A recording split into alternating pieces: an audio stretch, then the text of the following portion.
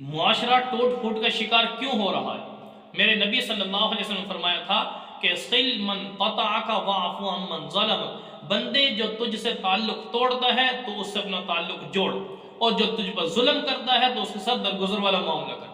آج میرا مسلمان نے اس کے حدیث کے بالکل الٹ کر دیا۔ کیا؟ ہم کہتے ہیں اینٹ کا جواب پتھر سے۔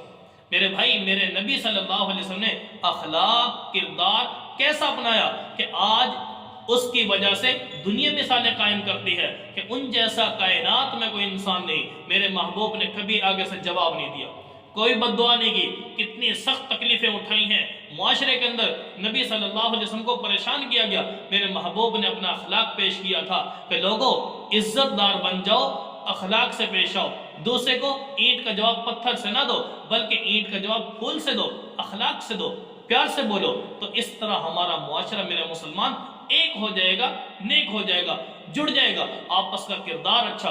آج ہم کسی سے اچھے بنیں گے، دوسرے ہم سے اچھے بنیں گے۔